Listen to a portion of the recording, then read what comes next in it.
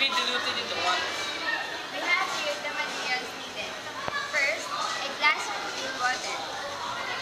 Next, we have a steering rod or stick. But since we don't have those materials, we improvised and used a fork. Next, povidone.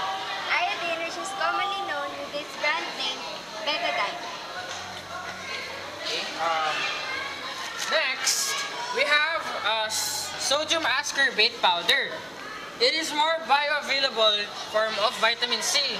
The molecular formula of this chemical compound is C6H7Na06. It is used as an antioxidant and an acidity regulator.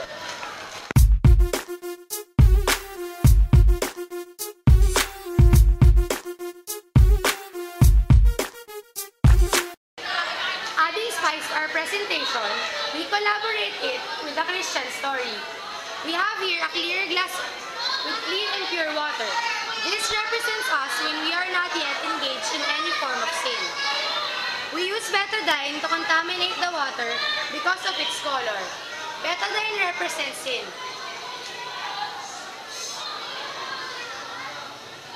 Drops of inherited sin, lie, vices, and so on.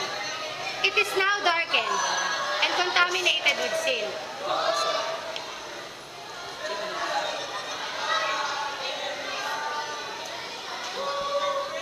But because God clearly loved us, He gave us His only Son to save us. The sodium ascorbate represents Jesus. By pouring in the agent into the water, we had accepted God and there was faith. But the Bible says, faith without work is dead. As you can see, God cannot work in our lives completely if we do not do our part. We have to work. The rod or stick represents our work. Look closely. As we stir, the water becomes pure again.